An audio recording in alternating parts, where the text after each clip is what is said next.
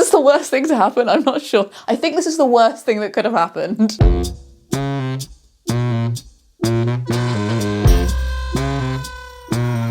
So I've never knitted before. Not a jumper, not a jacket, not a sock, not a tiny little square, little sample square I can hold to my heart and be like, I can knit. Nothing. But because it's Boxing Day and frankly I have an obsessive personality I'd like to take advantage of, I think that I can teach myself to knit in 24 hours. In 2022, I shared a lot of my sewing #journey, and I talked about how while sewing and making garments is something that takes a lifetime to master, I was shocked at how easy it was to get the basics. Now, maybe I'm just an overpraised child with an inflated sense of skill. I definitely would describe my overestimation of my own intellect as audacious, but I know a lot of people knit, and I know that I can sit for long periods of time and really focus on something. So my idea is if I get into a deep focus, like flow mindset, and I don't break myself off too much from what I'm trying to do,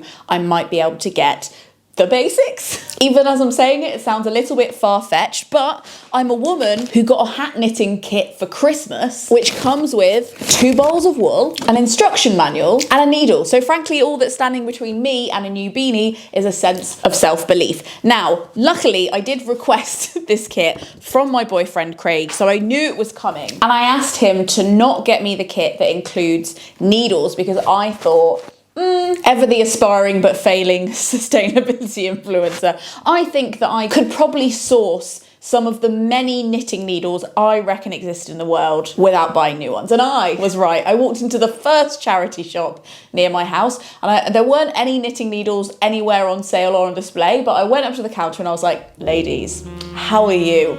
Merry Christmas. Have you by chance come across some knitting needles? And they were like, have we?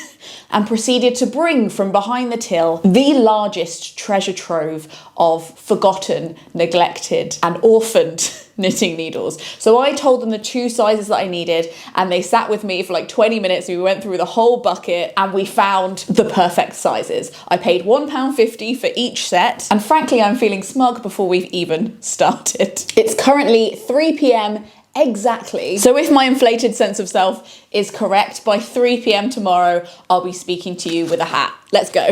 So the first thing I had to learn was how to cast on. So before you knit, you basically have to make these special loops around your needles, one for every stitch you want to make. And it was surprisingly harder than I thought. It was a little bit like cat's cradle, and it honestly wasn't exactly where I pictured starting with knitting, but apparently you have to learn that first. So here's me doing that. Okay. Let me show you what it just took me 1 hour and 6 minutes to learn.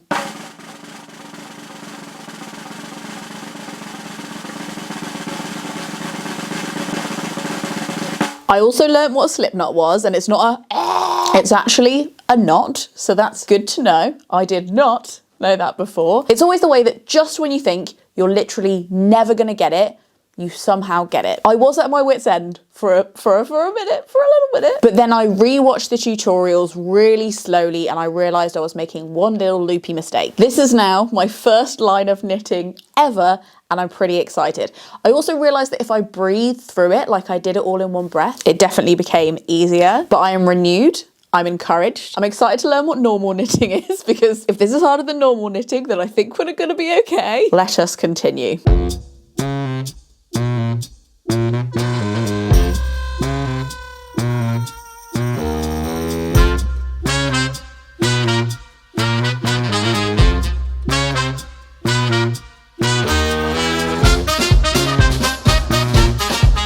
So do you want the good news or the bad news? The bad news is the 7 hours of sewing I did yesterday may all have been in vain. This is the hat I'm going for, right?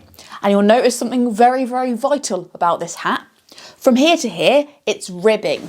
Now, in the instructions, step 2 is in fact do a 1 times 1 rib for 13 rows. And I Googled what a 1 by 1 rib was because I couldn't see it in the booklet. And on Google, a man we will never trust again, it says a 1 by 1 rib stitch is obtained by altering knit and purl stitches in 1 row. And I interpreted that as knit a row, purl a row, knit a row, perler row. That's not what it meant. One of the very last pages of this instructions, which by the way, if an instruction pack is for beginners, maybe put the most basic information at the front, not at the back of the instructions. Details that a 1x1 rib stitch is in fact knit 1, purl 1, like each stitch alternates. Good to know. So this masterpiece, as you can see, whilst being very fetching, is just like a normal knit. It's not apparently a rib stitch, even though I would say this looks kind of ribby to me. So, in an awful turn of events, but because I know the hat won't stay on my head if I don't, is this the worst thing to happen? I'm not sure. I think this is the worst thing that could have happened. I'm going to have to do this. Oh no, it's so heartbreaking. Do you hear that? That's the sound of my heart being ripped from my body. Now, while I wind all this back onto the ball, we can talk about what the good news is. The good news is there's definitely been some character development, because I can guarantee you if this happened to me a few years ago, I would have just given up on knitting. Thank you, next hobby, next obsession. This is not God's plan for me. Put it in the hobbies graveyard under my bed. No. But I came to this realization very late last night, and I didn't cry a tear. I did stare into the short middle distance of the abyss for about 10 minutes, but I woke up today renewed. Unfortunately, I couldn't knit until, what time is it now? Like 4:30, because I've been doing family stuff and I've got family down from Fife and other places like that, and I wouldn't see them if I didn't go out today. So this is no longer a 24-hour challenge, but it is a challenge. The other good news is I'm a way better knitter than I was when I started first casting on, which just means like starting the row, in that I can actually do it. Not well, I was dropping a lot of stitches, but I was doing it. So arguably the hat in the end is going to be better, because maybe I didn't want the first 13 rows of knitting I ever did to be carried around on my head forever. You know what I mean? Okay. Take 2. You can call me stupid. Yes, you can call me sheep. You can say I'm lazy. You can say I'm weak. You think that So it was a few hours after that clip you just watched that I almost gave up knitting forever. Rib stitch was just not happening for me. I don't know what it was. I must have cast on and then knitted 2 rows of knitting at least 8 or 9 times, and whatever YouTube tutorial I watched, however much I stared at the stitches, I could not work out what was going wrong. But I decided that the challenge was to learn how to knit, and I knew how to do a knit stitch and I knew how to do a purl stitch. So I unraveled everything one more time and I just started knitting in rows. Another thing I noticed about the kit was that the amount of stitches you had to cast on made the needles really cramped, and it made it really hard as a beginner to have enough space to see what you were doing. So I cast on a smaller amount of stitches and I just started knitting, knit row, purl a row, knit a row, until I had something that resembled a rectangle. At this point, I think probably around the 20 to 30 row marker that I genuinely started to really enjoy it. It went from the front of my head concentration to real muscle memory, and I could feel it shifting. I started knitting on the bus. I knitted every time me and Craig watched a film together, and I even brought it to the New Year's Eve party. And after all that, I ended up with this. The holiest, lumpiest, but most snuggly snood of all time. Yes, ladies and gentlemen, this is just 2 rectangles, and as you can see, it's curling in on itself because I didn't learn rib stitch, but I did fall in love with knitting. So after I made this scarf, I made this scarf, and then I made this scarf, and then I made this scarf. You might notice something about some of those scarves. Yes, some of those scarves are knitted in rib stitch. And how did I achieve rib stitch, my arch nemesis, I hear you ask? Not with these. Oh no, with these. These are wooden 15mm circular needles, a phenomenon I learned about on the internet and immediately had to try it. And after sitting down with my friend Sana on the sofa during our Jane Austen holiday, you can watch the video about that up here, I poured all of my spiritual strength into concentrating and I mastered rib stitch. Not only did I master rib stitch, oh no, I made the frickin' hat. About 4 weeks after my first attempt, which was definitely off schedule, I'll put my hands up to that, but in the grand scheme of the depth and breadth of the universe, not that much time, I completed the hat from the original instructions with a cobbled together collection of scrap wool, and oh, am I impressed with myself? Now, even if you are not thinking about learning to knit, I think there are some learnings to take away. Maybe one, that Leena shouldn't be trusted with long baton-like objects. The first thing is, something that looks really complicated to an outsider eye can often be boiled down to quite simple concepts. Things that look intimidating, if you sit down with somebody who knows how to do it for a little while, they might be able to boil it down for you a little bit so it feels less weird. For example, I wish that somebody had sat me down at the beginning of my hashtag knitting journey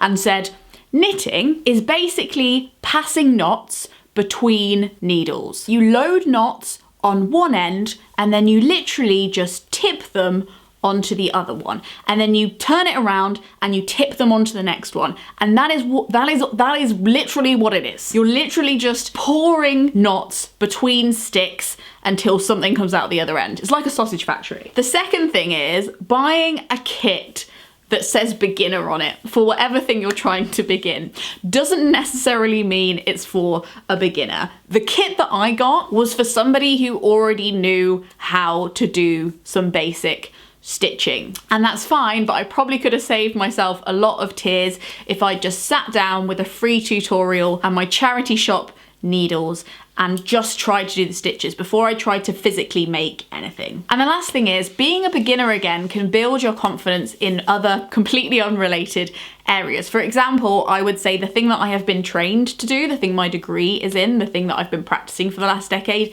is words. I'm a poet, I have a poetry collection, I write a lot of words, I worked in the book industry for almost a decade. That is the place that I feel comfortable in. But as well as feeling comfortable, I often feel incredibly insecure because I'm surrounded by people who are experts. I know how it works. So the Dunning-Kruger effect often does a number on me, and I know what I don't know, and I know how bad I am at certain things because I understand the parameters of the expertise, if that makes any sense. But what I'm trying to say is, the thing about knitting is that it reminded me that I have a brain that is elastic and can learn hard and new things. I've been set on a certain pathway in my life because of the GCSEs I took and the A-levels I took and the jobs that I decided to apply for, but it doesn't mean that I've lost the ability to be a beginner. And I'll tell you, I am probably as proud, if not more proud, of this hat than I am of this best-selling poetry collection. Maybe because before I started this and I got a kit, I never thought I'd be able to knit. I didn't think that that was a thing that I did. And there were many points where I was completely in the woods. I didn't even have the words to ask the questions for the things I didn't know. Whereas with this is what I'm trained to do. There were lots of points where I doubted myself, and there were like moments where things just weren't working and I didn't completely know why, but at least I knew the genre of it. And I think if you know that your brain is trainable and it is willing and able to learn new things, you feel more secure and confident in the things that you're already pretty competent in, that you've been working at, because you realize that if you lose it all or you end up not being as good as you wanted to be, you're allowed to start again and learn something new. And you're also comparably already pretty good at that thing, even if you don't end up being the best person at it ever.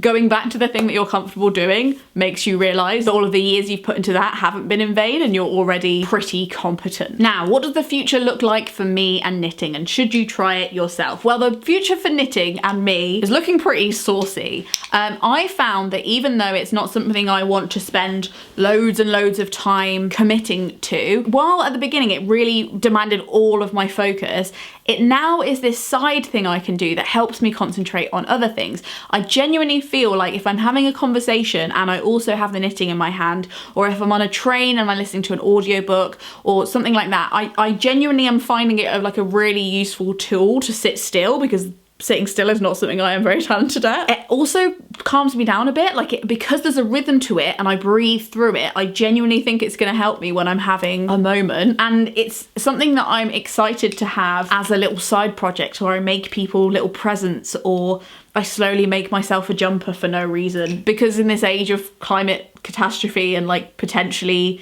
you know, I don't know, sometimes I worry about society collapsing. I want to do big things and serious things to stop that from happening, but I also want to know that if I did need to make anything myself, then I have some kind of basic understanding of it. So anyway, safe to say, I am continuing to knit. This is the thing that I'm doing right now.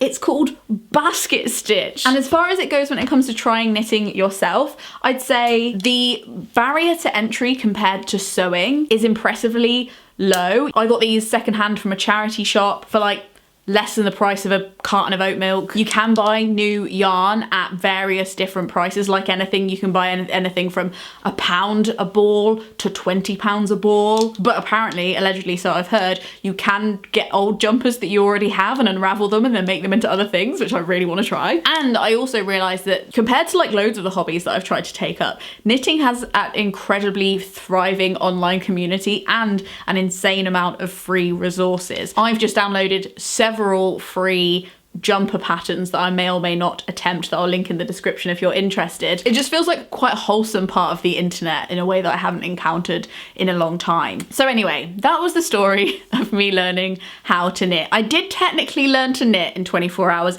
What is this if it's not knitting?